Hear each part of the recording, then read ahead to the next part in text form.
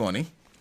Good morning to everybody in the studio, and good morning to our listeners, as I say, cherished listeners. Before we continue, let me acknowledge that, yes, I've seen your birthday wishes, and I'm grateful to you. Thank you very much. So that people will say I'm being ungrateful. Thank you very, very much for the wishes. So happy with you. Thank you.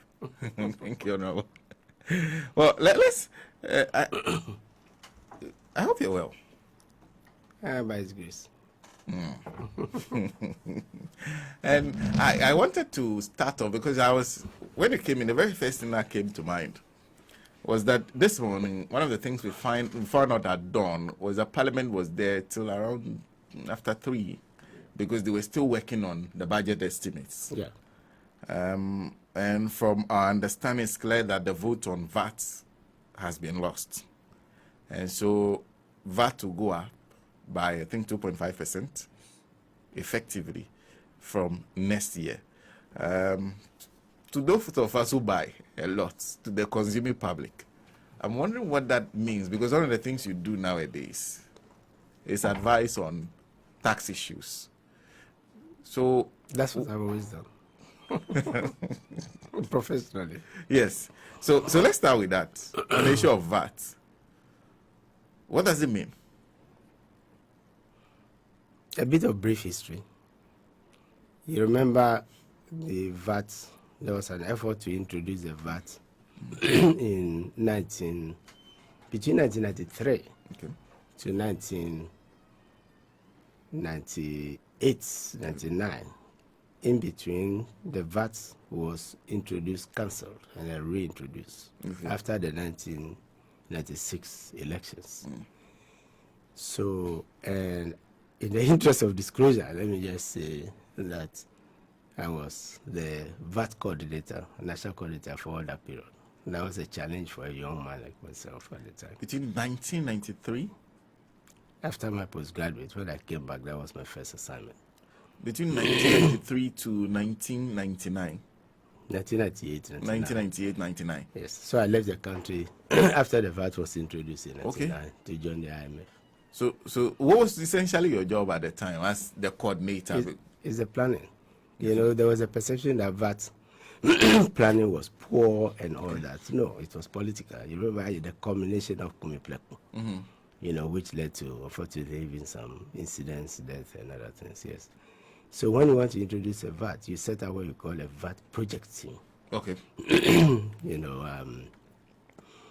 and the core project team, they would do the background work, planning and everything. And we had assistance from the UK. Okay. You know, now DFID. And they assisted us. Okay. So the UK government supported. So the team will put the plan and everything, which should take about 18 months, 18 to 24 months before you can introduce the VAT. Okay. So the long and short is that VAT actually replaced other taxes that we had, the sales tax and the service tax. Okay. This is often lost on people. It wasn't a new tax. It was making the existing consumption tax regime better. Okay. Now, what's the difference? Excuse me. VAT is a tax on the consumer. It's not a tax on business. Okay. That's a very cardinal principle you must understand. And I'll come to it why what we are doing now, you know, would hurt, you know, the consumer even more. So, so in the past, the sales tax was just on the manufacturer, on manufacturers. Okay. You can't collect such a tax from even though it's on the consumer, you can't collect on the roadside, you can't collect on. So what you do is that you use businesses to collect the tax when people buy from them. So businesses are only agents for collecting the tax, which they add to their price. Okay. You know, of the commodity. So when you buy water, bottled water, which was one of the issues when you put the VAT on it, right? So if the VAT is, let's say 10% to simplify it, and the bottled water is 1 cedi, you add 10 pesos, 10% of the VAT. So you sell it at 110. And so you take your profit and everything at the end of the month, then you transfer the 10, which is the tax, to GRA. Okay. So business is just an agent for collection. But business, it doesn't make, the law is designed to make it VAT on all goods and services. Okay. So when the business goes to buy the bottle, maybe they bought the bottle because the main thing is the bottle and the water. There may be other things. If they buy the bottle, the one who is selling to them is obliged to collect VAT, even though they are not consumers. Okay. Okay, so let's take it that all their inputs and everything, let's take it that they paid Sales 80. tax on all of them. Yeah, they paid VAT. Let's use VAT. Okay. Okay. They paid VAT. That's a distinction. Okay. They paid VAT on the 80, which went into their input, plus profits of 20 before they sold it at 100. Are you getting me? Okay. That's their business, but they'll pay the VAT of 8. Okay. And then when they finish production and they add 20, they add costs and other things and profits to make it 100. That's the 10 we were referring to. Okay. If the tax is a tax for the consumer and it's not for business, then you must find a way of making sure that that tax which the businessman pays on the 80 is either deferred until they sell, and they collect the 10, which will then include the 8. Okay. Because over the 10, the 80 is part of the 10. Okay. And that's the change which VAT brought. What the deferral was the old system. But the new one, which is the VAT, says that the businessman should, irrespective of who you are selling, you should collect the VAT. So he will pay the VAT on his inputs, which is his 80. Okay. Which is 8. It's the same 10%. Okay. So when he sells, remember that the 80, the 100, includes 80 on which 8 was collected already and paid by the one who sold to him to GRA. Okay. Okay. So VAT says give the businessman a credit of 8. Okay. The one he paid. That's what we call the VAT on inputs. So when he's paying to GRA, he must have a VAT invoice. This is why the invoice is important. Okay. He must have a VAT invoice which shows that he paid the tax. Okay. With that invoice and on his records, he will deduct the 8 that he paid already from the 10 and pay only 2. Okay. If he doesn't do that, or if he doesn't have the invoice, then he will be obliged to add the 8 and he will be selling not his input cost will be 88, not 80. Okay. Are you following me? Yes. Yes, not 80. And then he will add 88, to the 20. Okay. He'll add the 8 to the 20, it becomes a cost. And remember his margin and everything, his own production margin is 20. So instead of 20, it becomes 28. So the output VAT will be collected on 128, not 120. Or on 100, not 80. Okay. Right? But because he has added it to cost, and because he didn't keep the invoice, the 8 would have been paid in addition. So you are paying tax on tax. You see that the 8 has come to add to the cost as a consumer. For you? Yes. For consumers. This is very important. So let me go over again.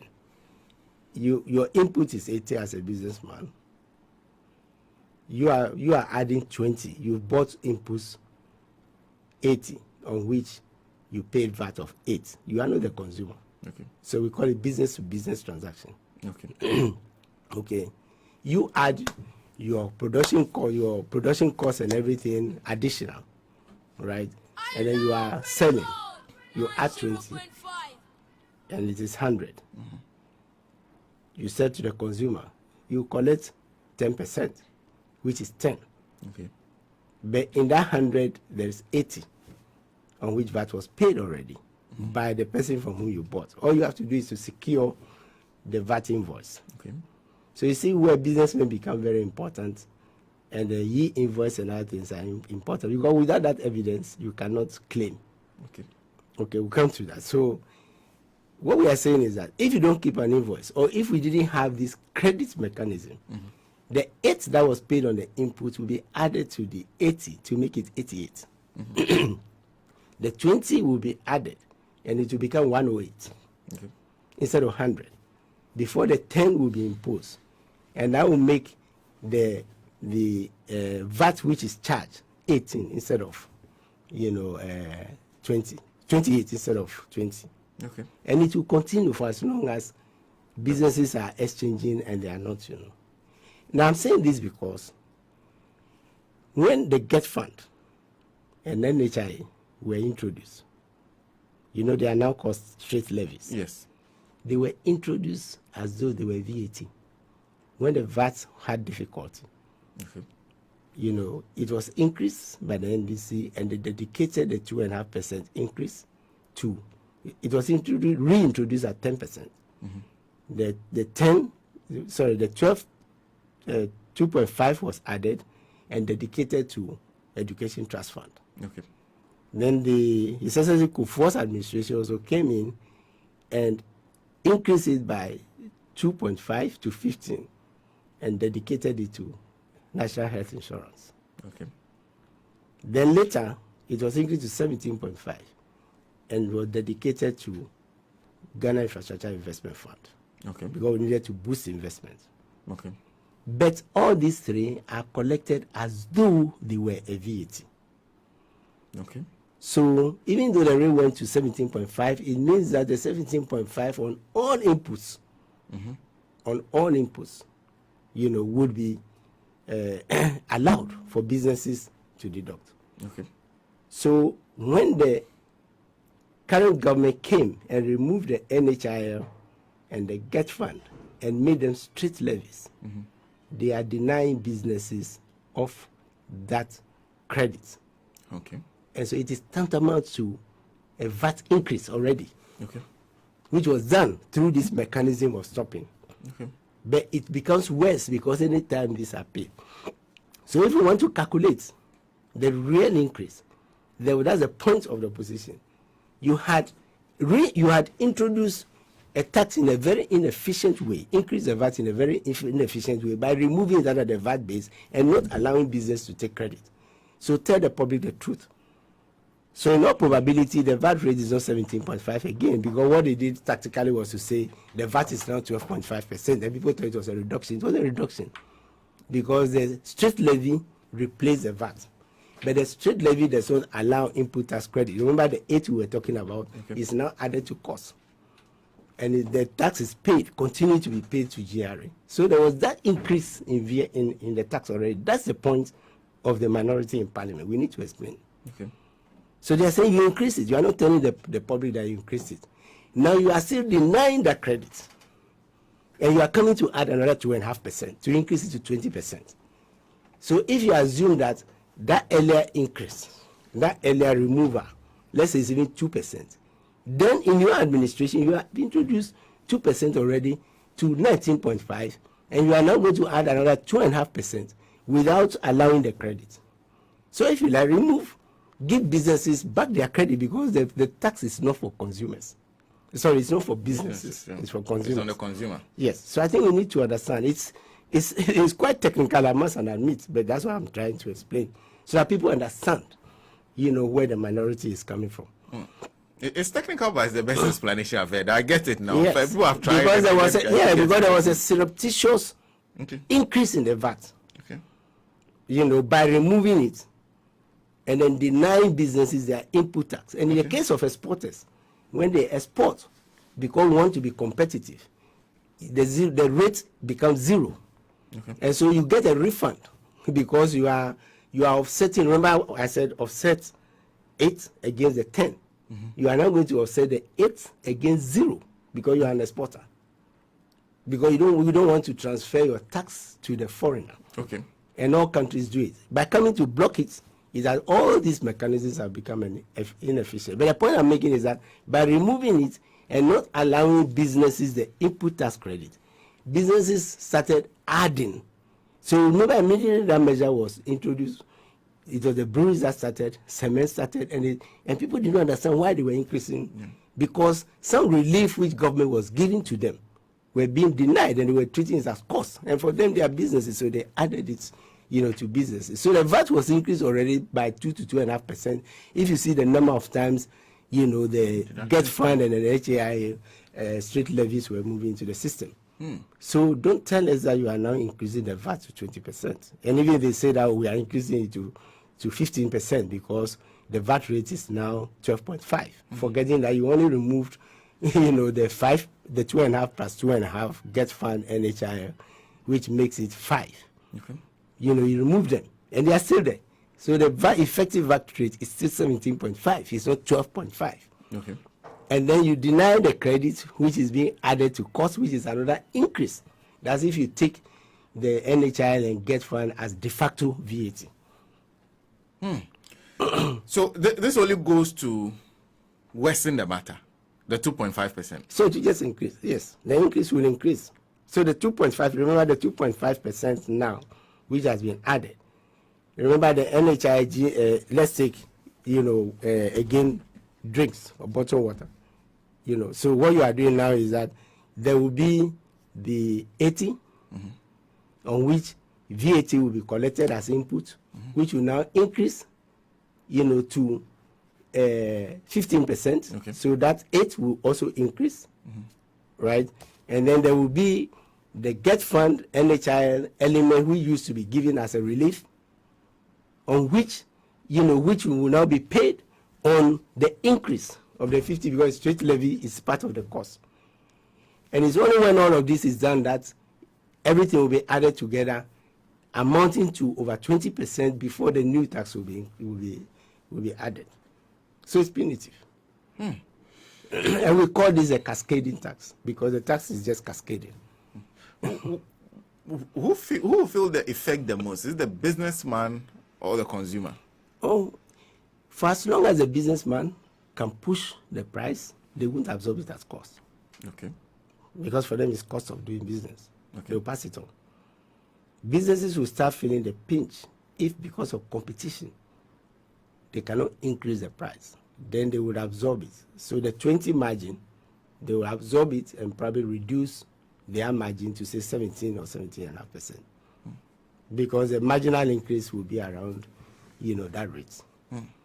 So it's conditional on who has the edge, whether you are in a buyer's market or seller's market, as we say.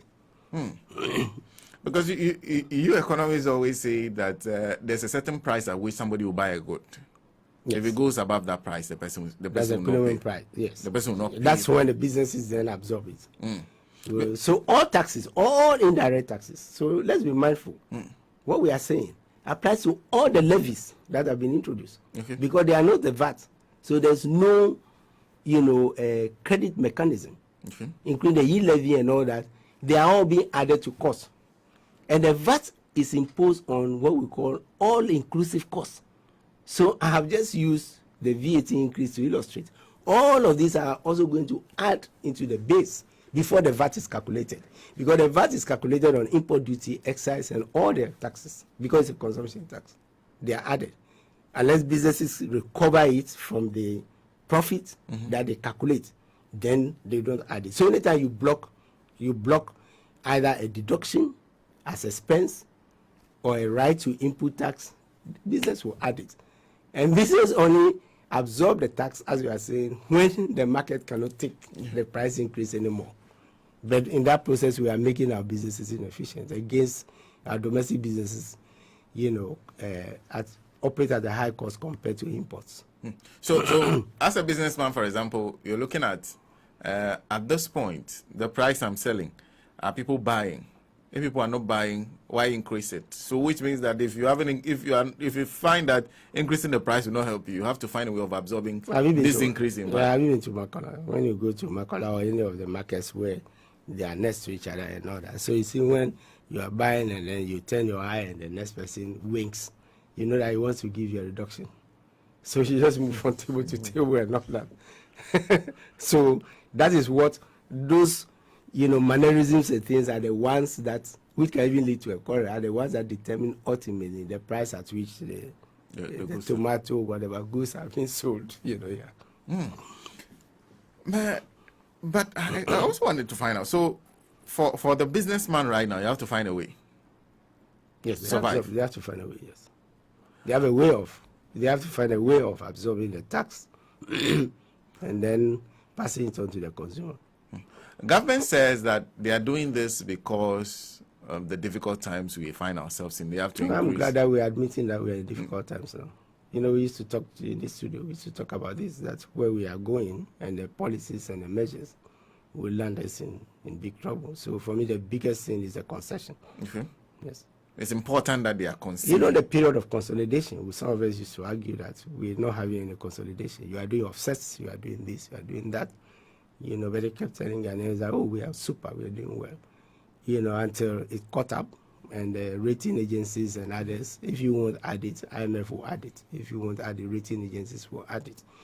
And they will see your effective, you know, deficit, they will see your effective, you know, debt level. You know, and so, as we say, the chickens have come home to roost. So effectively, the biggest challenge you see, and I wonder, let me go back to the VAT first. Would it work for government? Because they want a lot more revenue. It will be helpful to them, wouldn't it? You asked a very important question. One of the battles which any tax administrator faces is tax evasion and tax avoidance. I'm sure somebody has told you the difference between the two. Yeah. Evasion is illegal. You are doing something you know you shouldn't do against the law. So it's a law and you are doing it. And the law specifies penalties and arrests. Avoidance is looking carefully at what is going on and you find a loophole. Okay. Right, and you take advantage of it. Both of it reduce, you know, government revenue.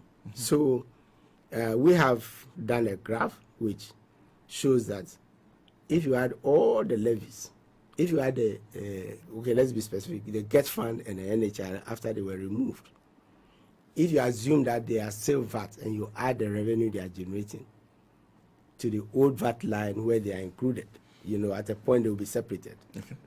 And then if you add the two and assume that they are still VAT, it has not increased, you know.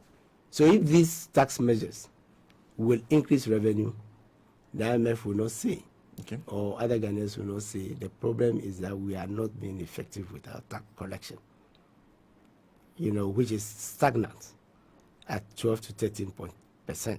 We used to be 15, at the point we went to even 17.5 before the rebasing. But it is stagnant. So it shows that even for government, it's not bringing in the needed revenue Okay. because there's a lot of tax evasion and avoidance. So Which is why you hear GRA, you know, hammering on and devising new means like the VAT invoice, VAT e-invoice and other things, you know. So you begin to, so you spend a lot more time. And then the basis of taxation is that the tax should be as simple and less burdensome so that you will call something voluntary compliance for businesses to comply voluntarily. Okay. Right. If you don't do that, then you have to move to compulsory, you know, compliance, which is what then GRA does compulsory, you know. So Like what the GRA was doing, stationing its officers, locking shops and all those, you know, yes. Because business is competitive and they must find ways of, you know, to survive. And this is a, well, by the way, I think today is Dr. Abuche's, you know, funeral. Yeah. And let me say that maybe we can dedicate this discussion because, you know, he led most of the reforms in the ERP SAP. These were the changes which we were calling ERP SAP. And we are just going back, you know, to those old days when we were just, you know, charging VAT haphazardly. The credit to what the ERP SAP, the PNEC, did was to rationalize the purpose of all our tax regimes. Right. So maybe we can do a session on the tax. Okay. You know. Okay. But I was also saying, so I want more, I'm adding more. You're saying that But the market if you're can not be resistant. if you're not careful, you have a problem with tax avoidance and evasion. Yeah. Because businesses need to survive. It's a constant thing in taxation. And that's why the tax laws have compliance sections and impose sanctions, you know, various types of sanctions, you know, against evasion. Avoidance you change the law. If you see that somebody is looking at the law and doing things which you do not, and that's why GRA has relaunched. It's not new. Relaunched the informant, scheme. Okay. Yeah, in the PNDC days it was introduced. Okay. And then you have things like tax clearance certificate, which was a general committee level. We used to have, these were all pre-Kumi Prekum. Okay. And all those things were changed with the rationalization. When we equipped, when the revenue agencies were removed from the civil service and made services. Again, Professor Mills comes to mind. He was a commissioner, for IRS before he became vice president. Mr. Tuahoi was with National Revenue Secretariat, where I started my career. And then you had, Late Pakwesi, and at the top of it all was, Dr. Butchie, as Minister for Finance. And you had other people behind, working very hard on these things. In fact, I must also mention Mr. Blankson, who was the first Commissioner General. He was part of the VAT project team. Yeah. And so you see, what we are doing, we used to use the tax clearance certificate to do a lot of compliance, including passports, with parliaments. Yeah. They are not new. But if you improve the tax collection mechanism, if you improve the mechanisms for collecting tax and make it simple and whatever, the job of GRA becomes easy, and you don't need this, measures. Because yes, and that's what the national identification number, which used to be called TIN, is supposed to do. You see, it's, for example, every business. So if somebody, let me give you another loophole. People can overstate the input tax credit that is due to them. Okay. But if you have a database for the domestic tax, we can get information from customs, right? They are paying the import VAT at customs. Okay. So the import system is talking to the domestic tax system. That was to be tax revenue modernization phase 2 under GRA. Phase 1 was a single window, what we now call ACAMS. Okay. And they were to be joined electronically. So you can see that when you establish the electronic system, right, it's digitalization. So it's not new. That's single window and all. Those were the beginning. ICOMS, took over from single window, as you know, right? But what was stopped was the phase 2. The phase 2 was to automate. Excuse me. The phase 2 was to automate the tax systems for IRS and VAT. You remember when we created GRA, we also merged the VAT service, which was my last point of work, with the internal revenue service to create a domestic revenue tax division of the GRA. IRS was income tax, VAT was consumption indirect tax. Okay. And they actually collected domestic excise on behalf of. So once you merge it, it means that you must set up a comprehensive IT system to talk to, to make the work more efficient. That was going to be phase 2 of the single window. It's not been done to date. So if you had those systems and the national identification number or tax identification number, if you are going to, you can do it, quietly, right? We did it actually with DVLA. Okay. So if you are registering a vehicle and everything, they go into the system and they see whether, that's what you call means testing and other things, which so you go into the system and see the customs data and see who is doing what, who is importing what, and when they file their returns and they say that, oh, I sold goods of 100, when in actual fact you imported goods of 200, are you making a loss? Because you would have had that information. You don't have to have the tax clearance certificate. You don't actually have to have a VAT withholding, which they are introducing now, at the port for non-registered taxpayers, because the tax has been paid on the commodity, whether you are registered or not. That's customs. Whether you are registered or not, at the import side, you don't have to be registered for VAT before you pay the tax. Even individuals, you are not businesses. Your imports, expenses for personal effects. Okay. So if you improve the system well, they'll have all that information to do their compliance. Then because we stopped the domestic tax, it's part of the And I believe that under the fund program there will be pressure, to go but there was back no and- reason to have stopped it. Well, I'll come back to that because you're talking about an issue that perhaps maybe go to the kind of communication we are hearing, where they essentially dismiss your entire government and whatever it was doing, and then they seem to be saying that what we are doing now is the best way to go, and perhaps that is informing. And then the reintroduction of the nuisance taxes. Okay. And then not taking them off ESLA. ESLA is there now. That was ready cash that was flowing. Yes, it was a tax. Ready cash that was flowing to pay the energy sector debt, to pay contractors.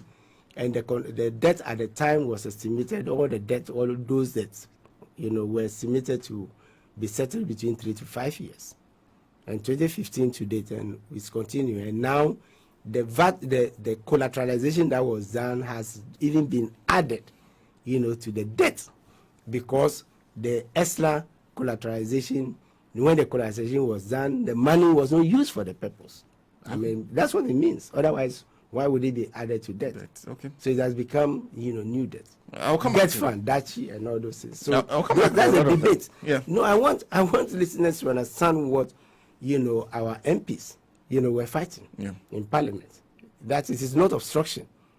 It is more of, because all indirect taxes increase, consumer price. And all these are part of the inflation that is because this is a cost push inflation we talk about. Well, if you just join us, 20 minutes past 8, and Honorable Setekwa is in the studios with me. He's also headed for the funeral of Professor Kwesi Botwe, which is happening today.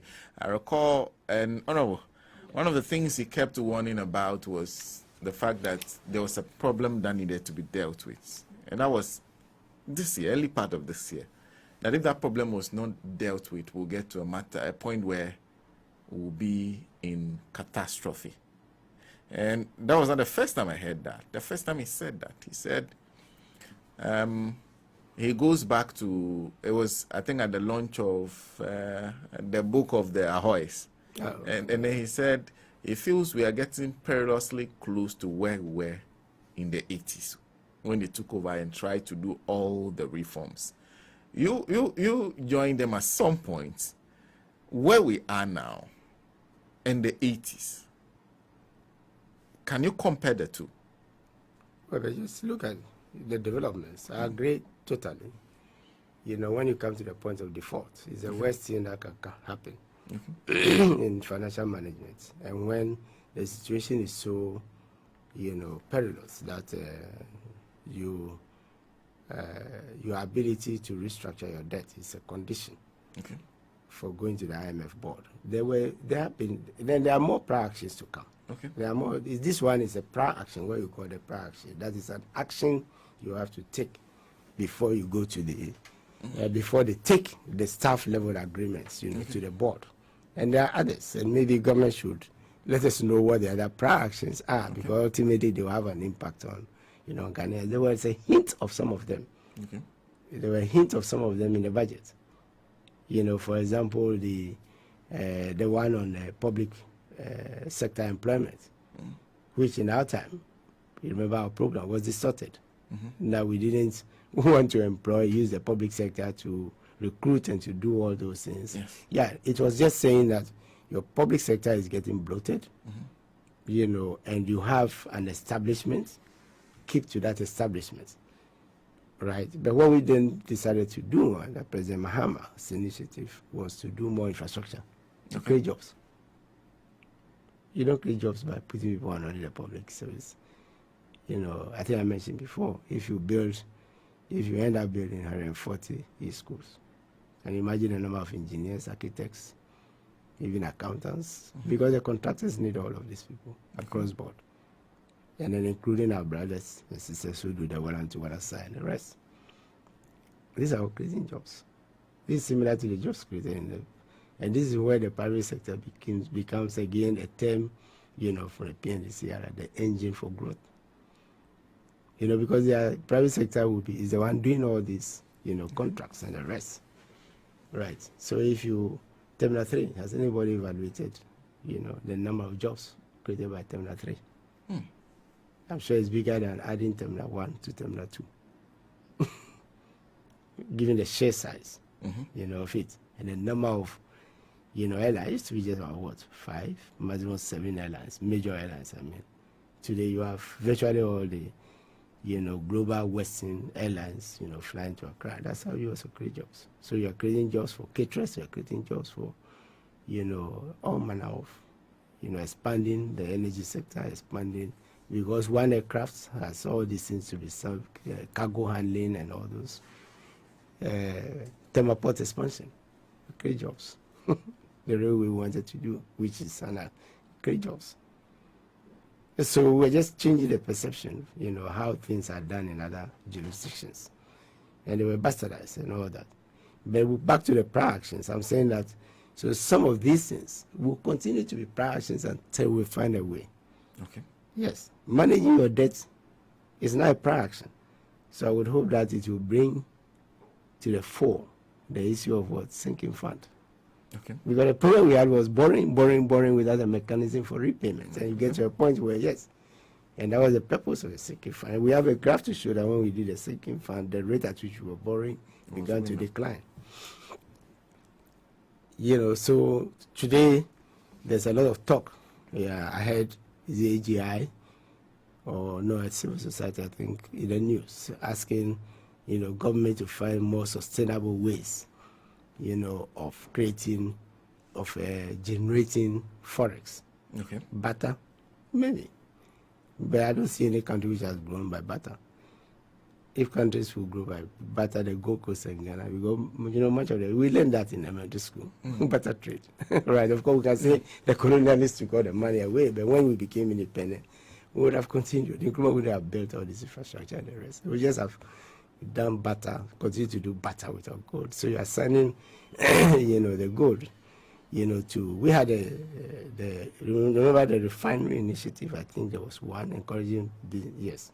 So you are now taking your raw gold again, as time immemorial, and taking it to buy for somebody to process. Value addition. Basically. But your gold price and your petroleum price, the two commodities, are still susceptible, to, even if it's above, par, to Brent. You don't control them. And then you come to commodity crisis, because commodity crisis is a thing that anytime our commodities, fall, we lose foreign exchange. Okay. And we can only add value so that at least it's easier to store, process, and get more value. So I'm saying that it's a different ways, in which we have to do. But so if you come to the point where, you are defaulting, the point where we had, we came to, there were 2 points where we came to default. Mm-hmm. The fund one was out of defiance, That's what, the Ahoy book launch was talking about. Okay. The second was HIPIC. Before the debt forgiveness, we would have, gone HIPIC. And so you remember the plea during the COVID, forgive our debts, write them off. It fell on deaf ears because your debt was forgiven. You went back accumulating it. And the World Bank vice president, the vice president himself said, come for debt suspension, because that's a mechanism that has been put in place. Okay. What are we doing? Are we not suspending the debt? But it would have been done in a more orderly manner, under less draconian terms than we are trying to do ourselves now. And out of defiance, we said, no, we wouldn't do it. I think we must link all these things together. And that's what are we in this because we saw the problem and acted, but only acting because we have to? I've mentioned the debt suspension, but remember 2 years back, I was saying that don't say that it is COVID, because we had a gap, and you admitted, and it is in the Article 4 and it's in the COVID loan report, that there was a fiscal gap already. So let's be careful. Otherwise, how come we got $6 billion from US dollars? I'm not talking cedis. From how do you call it? First of all, the COVID loan, soft loan, SDR, another 1 billion, World Bank, African Development Bank put together about 1 billion. That's 3 billion alone. Bank of Ghana, 1.7 billion.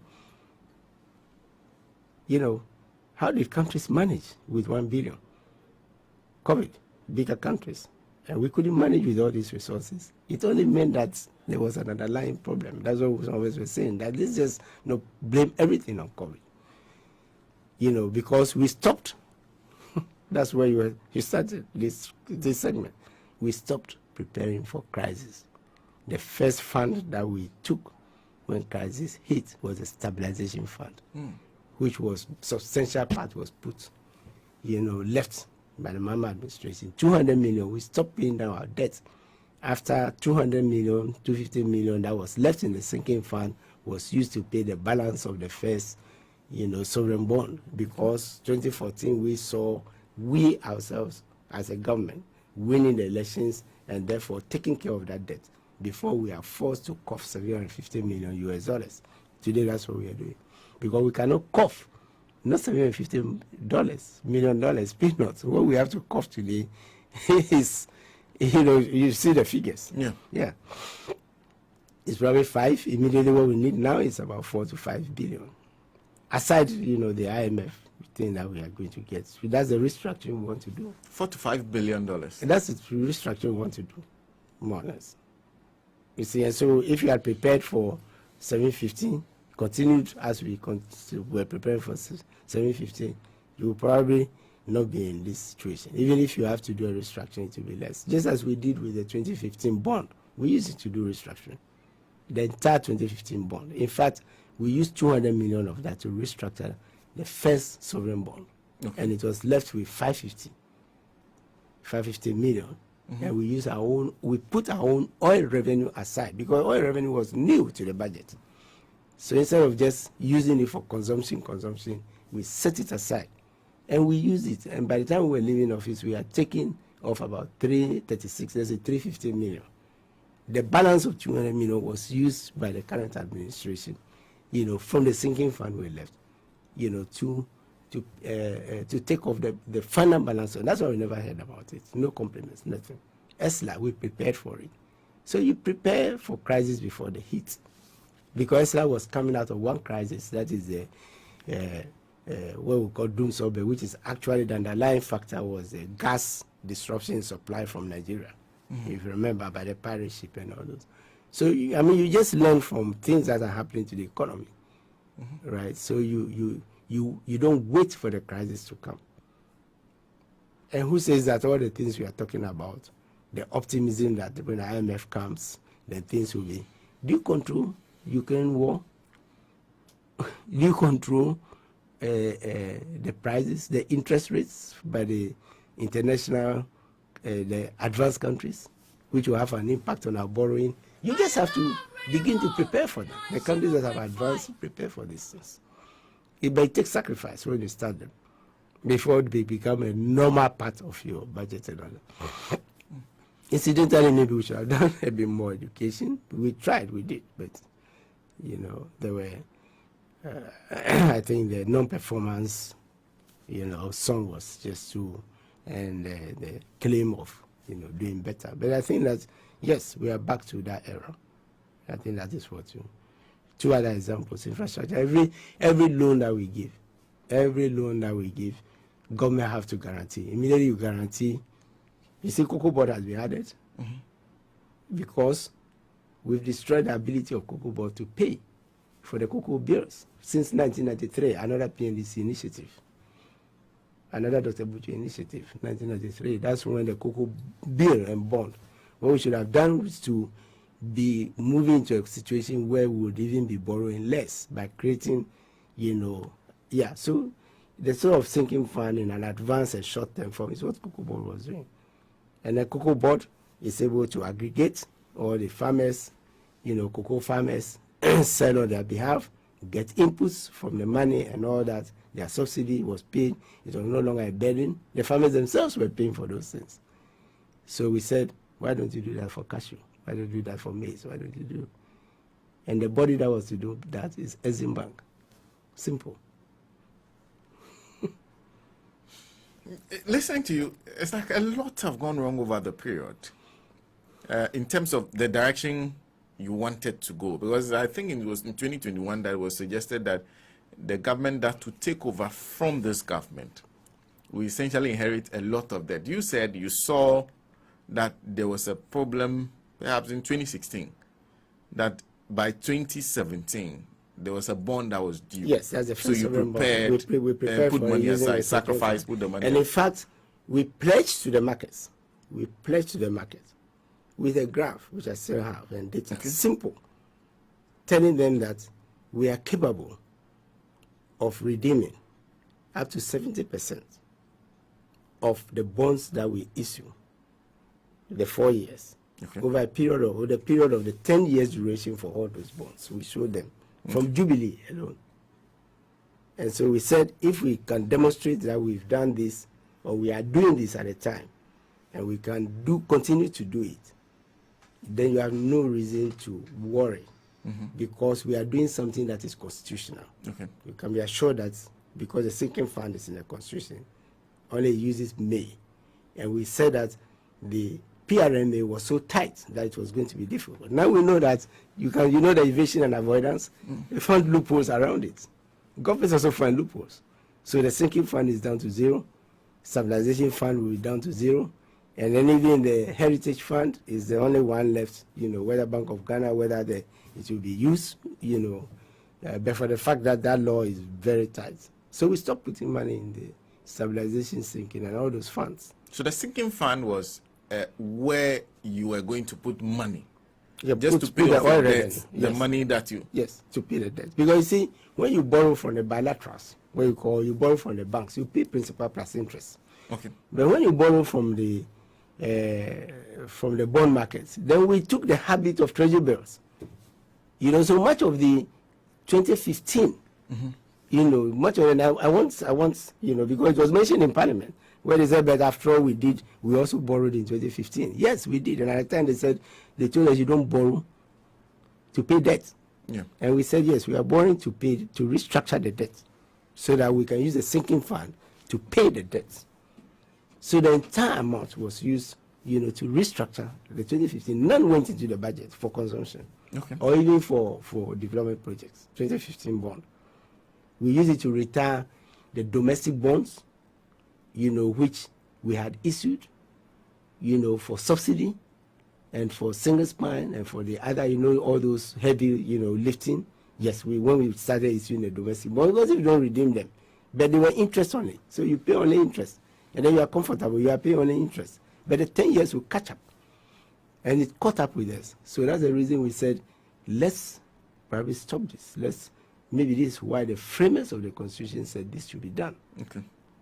The contingency fund, remember, the first time we took money from it was for the Kwame Nkrumah fire disaster, the flooding. We stopped. All those funds are bound with 3 oil fields. But back to where we were, we told the markets that that's why we made the program itself the election year, because we would have used all these monies. But we are sure of winning 2017 and want to come back to the markets with what you call market grade bonds. Okay. So that you only do that by repaying. When you borrow, you repay. And we said we are doing that in bilateral already. So we can do it with the bonds. The only thing that we can now use the oil revenue, which is new. And we are confident because when Tenfield and Sankofa comes in, because the scenario we are giving you is for only Jubilee. Okay. So you can be rest assured that when Tenfield and Sankofa comes in, we can be able to borrow for our development and pay.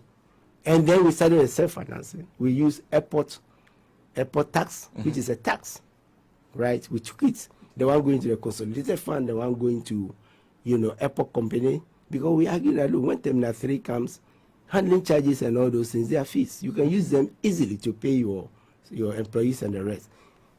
So we bundled the tax, and that is what underwrote Terminal 3.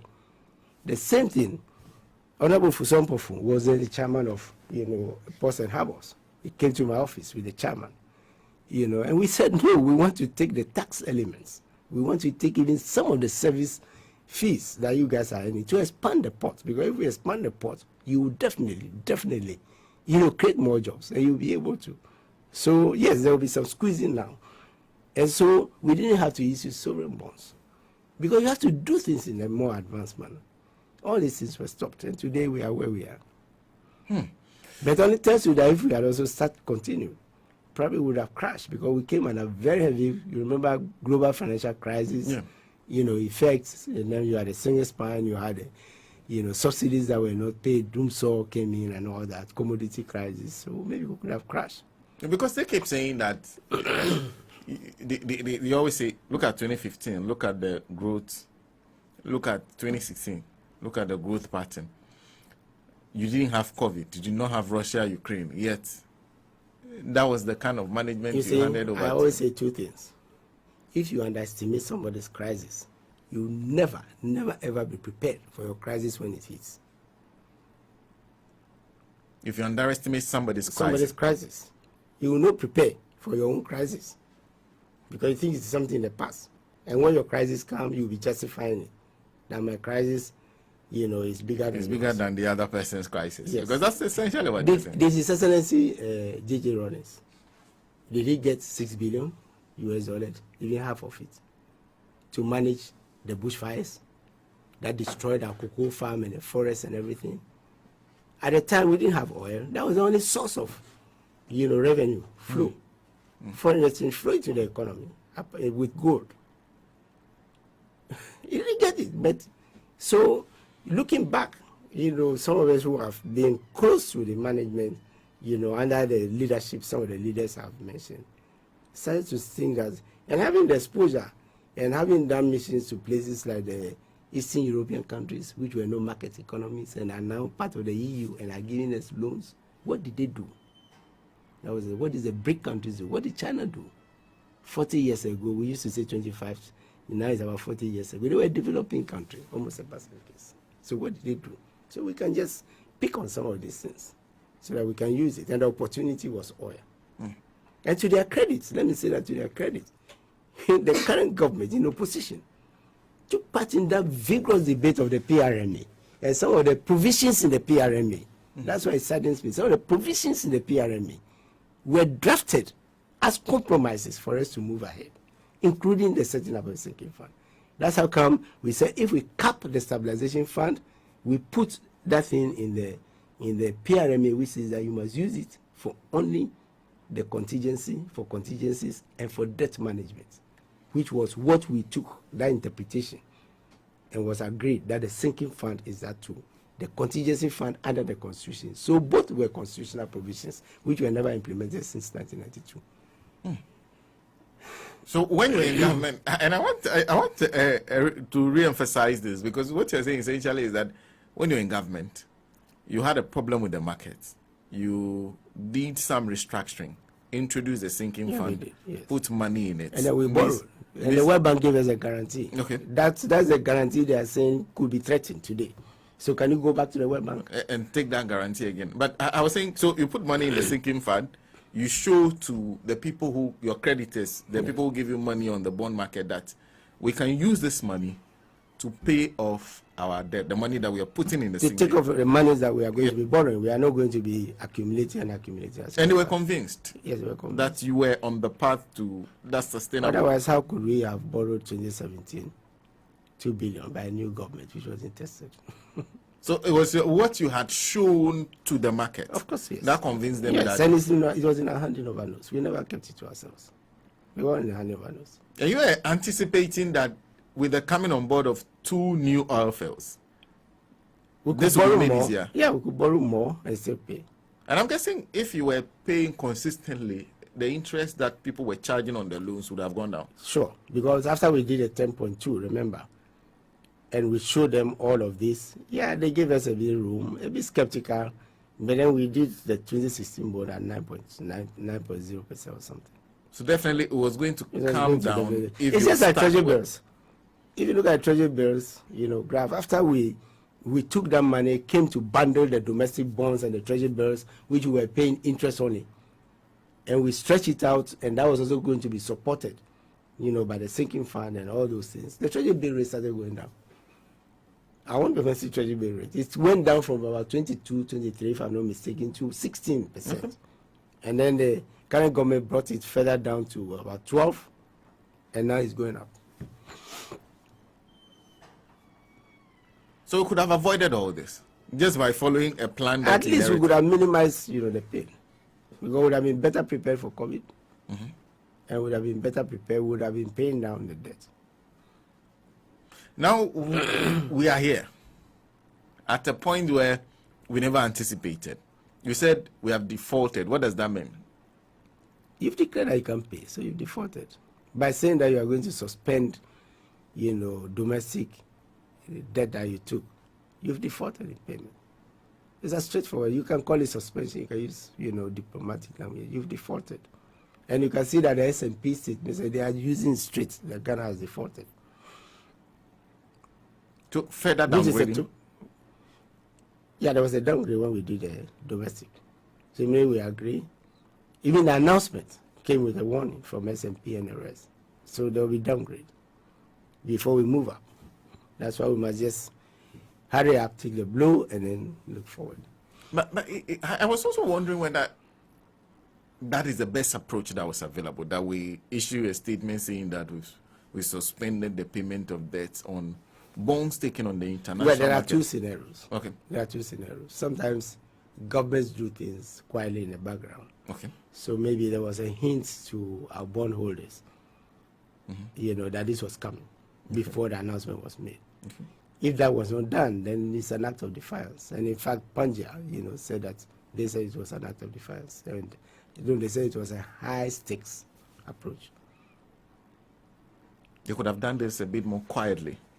Most probably it was done. I mean, after all, we have experienced public servants, and we have advisors who have Lazard and Rothschilds and the domestic banks that have helped us. So most probably it was done. I don't think I wouldn't want to say, That they maybe haven't. that it wasn't done. Yeah, But there's a because possibility that they haven't done. Well, if it wasn't done, then it becomes very defiant.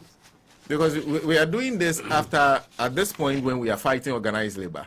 Organized labor is insisting That's on the a fact that domestic- leave the That's a pension. domestic consultation. Yeah. So if looking at the approach used in the domestic market, perhaps as a journalist I can infer that there's the same approach they are using Well, externally. I can only give them the benefit of the doubt, having been in government. But if that wasn't the case, in the case of Labour, they've said that they've not, the pension funds have said. Yeah. But remember, we were having talks with Labour for a long time before it culminated in who and all Okay. that. Yeah, for the single part. We wanted to defer it we wanted to stagger the payments over 2 to 3 years, which we did by 2015.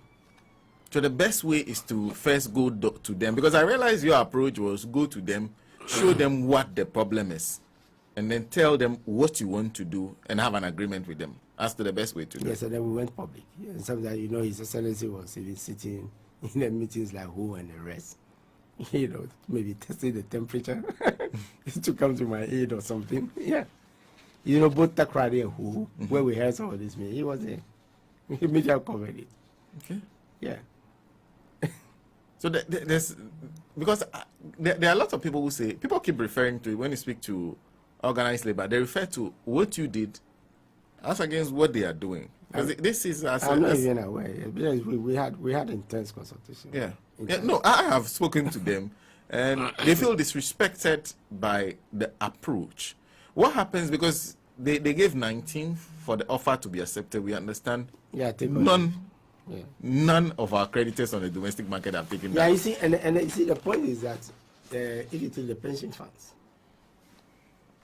the interest which you are suspending, their market, and their main source of income is interest, which they used to pay the salaries of their employees, meet their expenditures and the rest. Okay. Right? So that's the first impact. Two, they are managing money which others have contributed. That's where labor is coming in from. So, given all this thinking, you have to. Another example we did was ESLA. We made the Bankers Association for about 3 months before we announced the VRA debt restructuring, which had a haircut. But it was only interest. Yes. We made them. And my Continuously counterpart, for 3 my months. counterpart,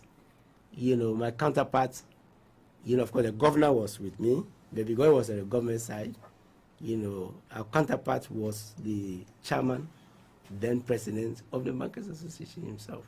and he would attend all meetings. And we set up 2 technical committees, subcommittees, to go and look at the strength of the flow of the ESLA and all that. Okay. Yes. And then we brought in, that's how come we brought in, because the reasoning was that if you are going to pay contractors, let's direct it to the loans that they took from banks and the rest, because it was causing, pressure in the banks. Right? So we brought them also to the table. So complaint negotiation. But I'm saying that these things take time. Okay. And you do a lot in the background before you come. You come out. Yeah, otherwise you undermine confidence.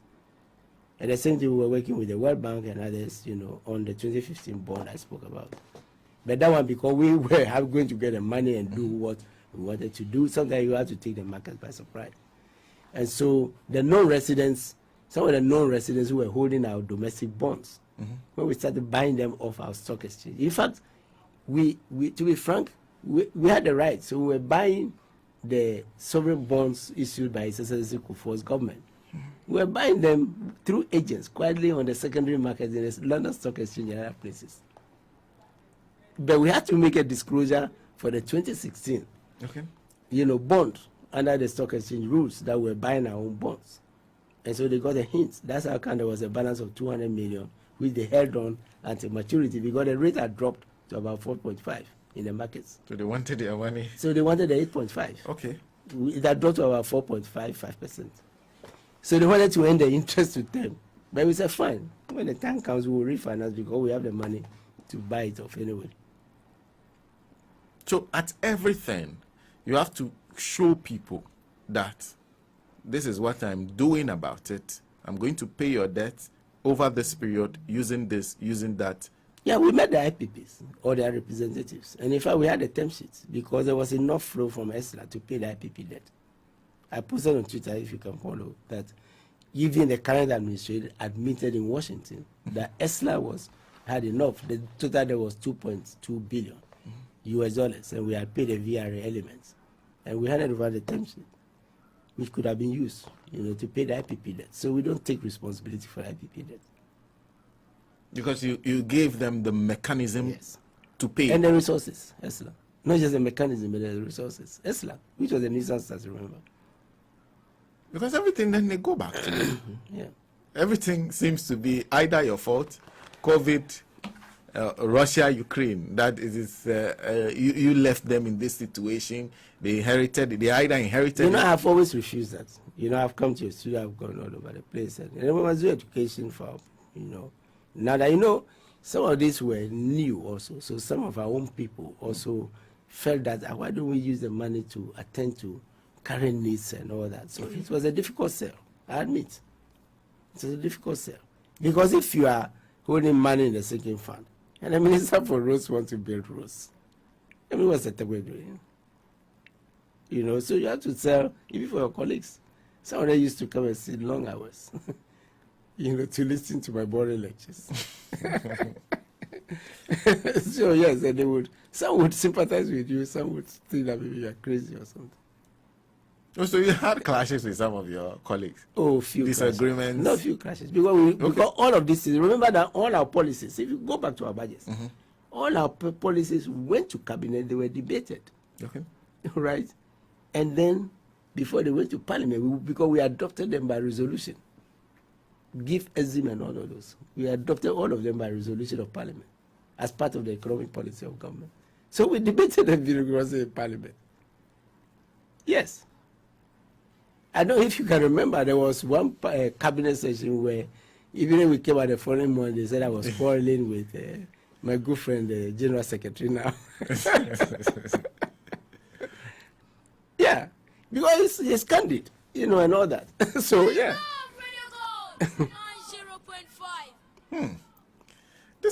So there are sacrifices that need to be made this time. Of course, like households.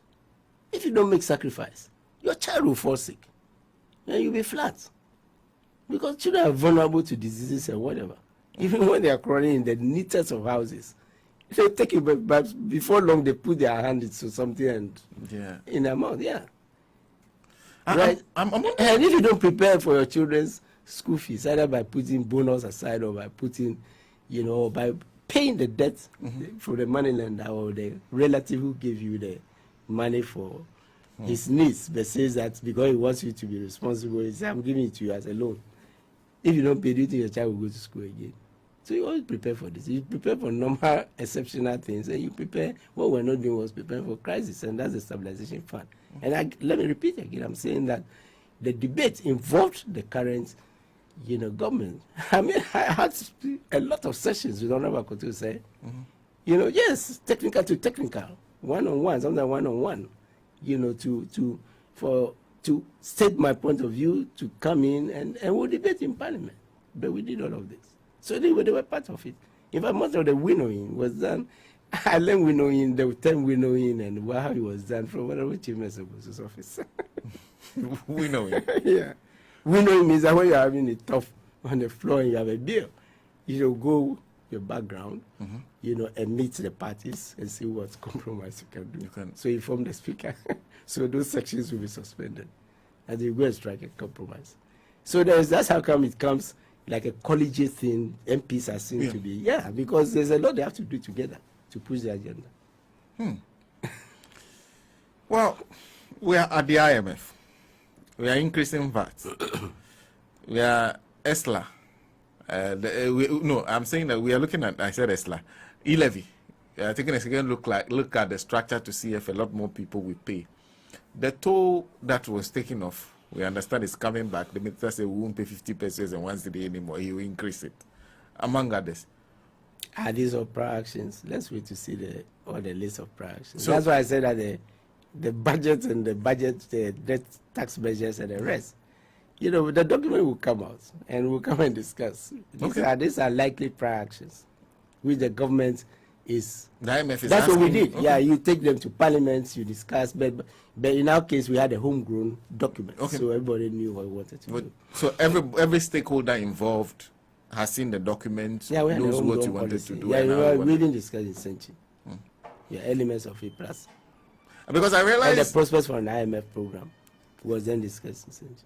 In the midst of the crisis, I remember when the power minister, lost his position because he's made a promise that people felt he had not kept. He was never replaced. John Jinapor just stayed in there. You became the supervisory minister, and then you carried on. You consciously... And I learned a lot. Yes, but I realized you consciously made attempts not to increase expenditure or bring in a lot more appointees at that time. You're seeing this numbers of ministers. Well, that goes to His Excellency, and then also I don't, that was a prerogative of His Excellency. Okay. Yes, we were in the fund program, and then and but Dr. Conrado don't call the circumstances at which he resigned. Yes, but we remain friends. He was in Parliament, so he kept, Honorable Bois, and again for the first time. Honorable Bois and myself brought the chief executives of all our energy, to technical sessions. Sometimes we held meetings, for the, strategy for Sankofa Tenfield. Okay. And I must say that I was fortunate. I was supervising minister. But remember, Honorable Jinapor had been deputy for a very long time, together with Honorable Fuseni, and so, he was virtually running the ministry. Because I was supervising, so I was able to just supervise.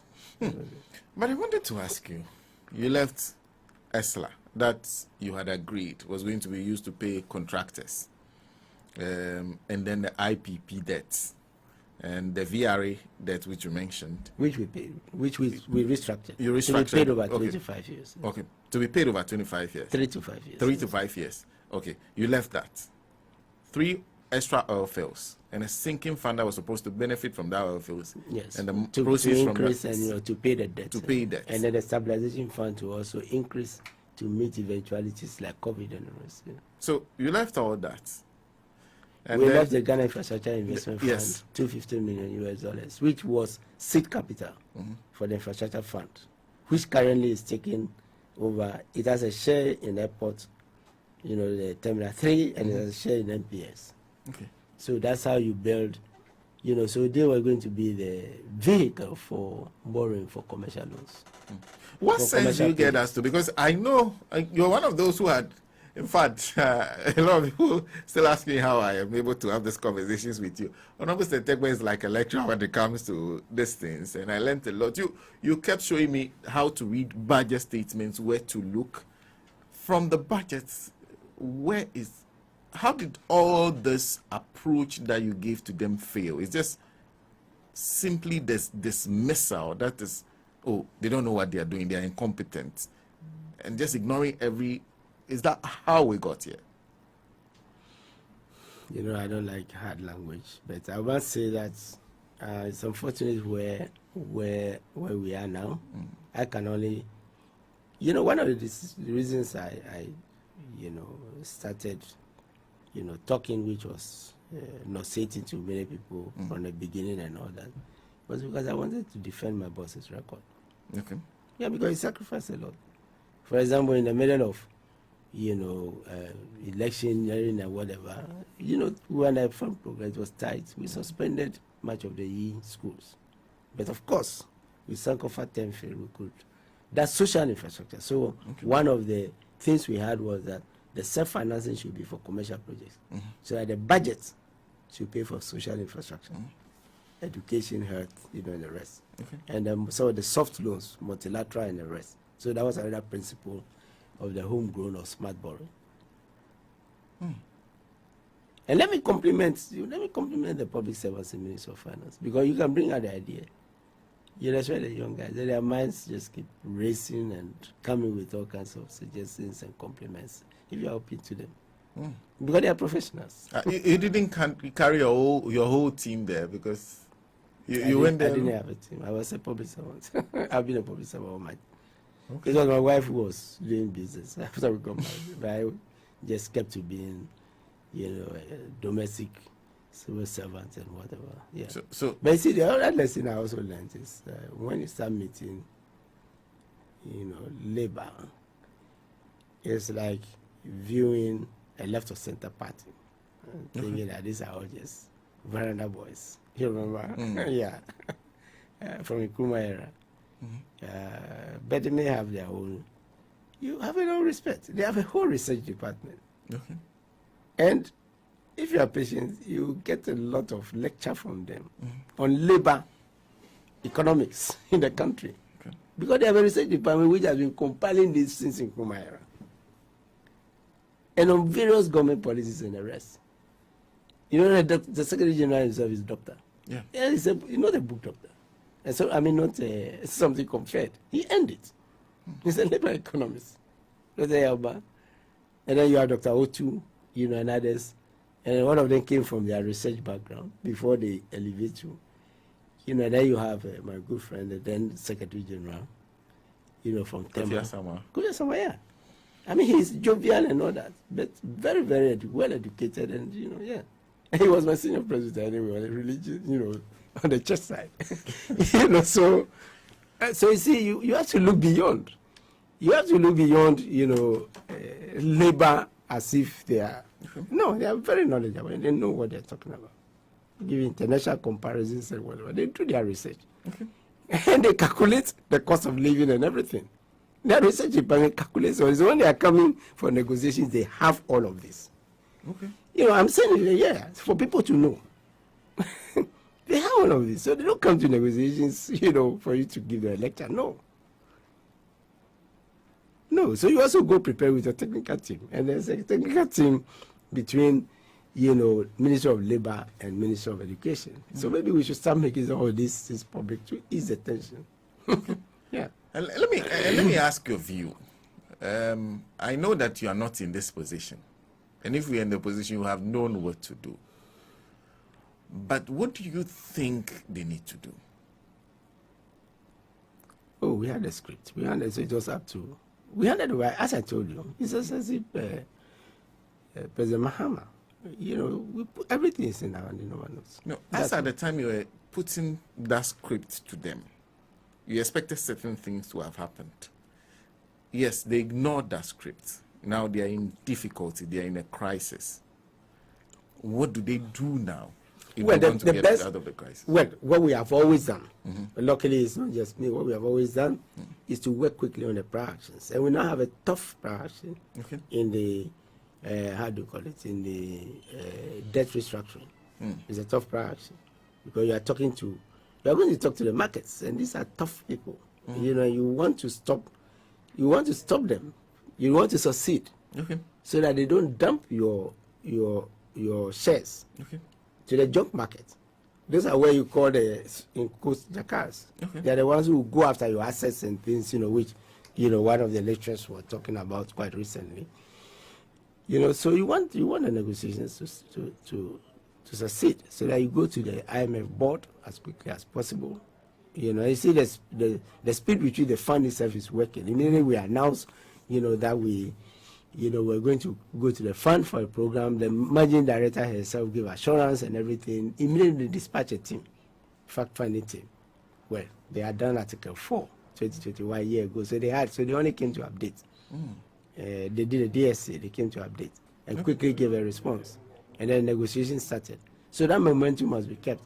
But the moment where we are now requires some very serious engagement with the markets, with labor and all those things. So that is what needs to be done, so that we can cross this hurdle and then go into the fund program and get the resources. The resources are not just the 3 billion, which is substantial from the IMF.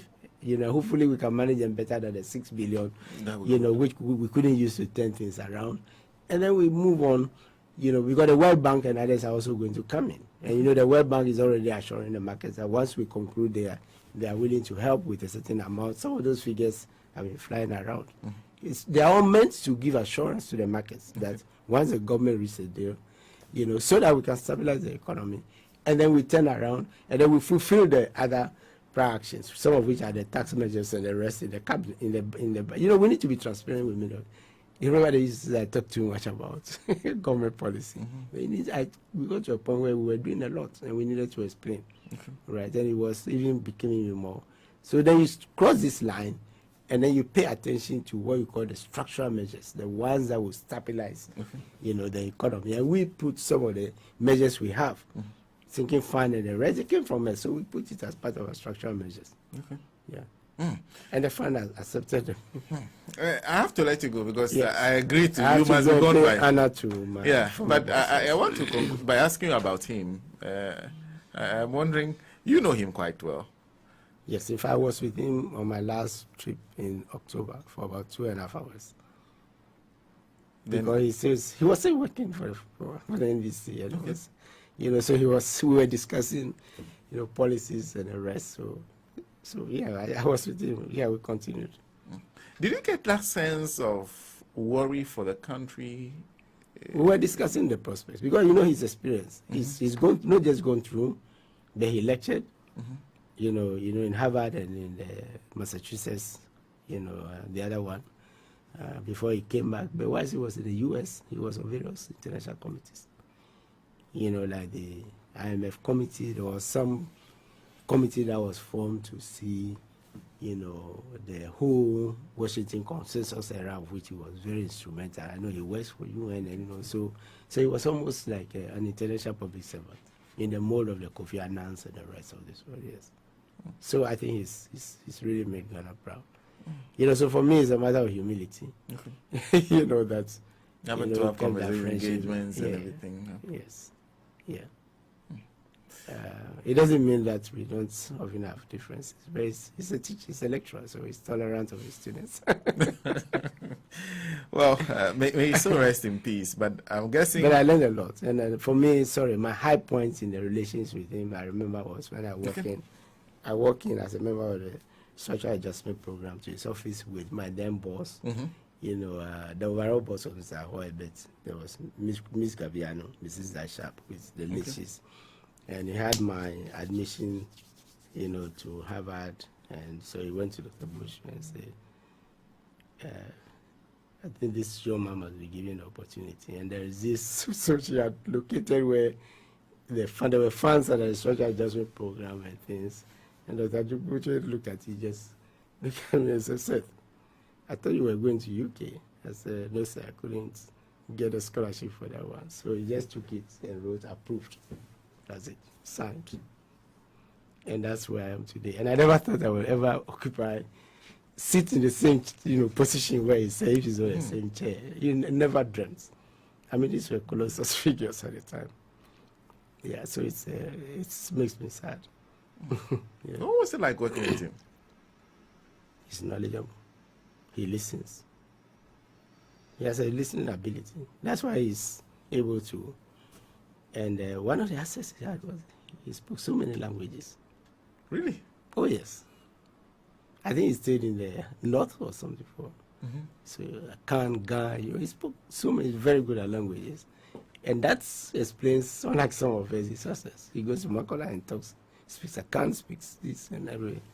So those days when he went to Makola and did all this, he spoke so many languages. No. Well, like I said, may you still rest in peace. And Yeah, indeed. Honorable, a Merry Christmas to you. Many happy returns to you and your staff.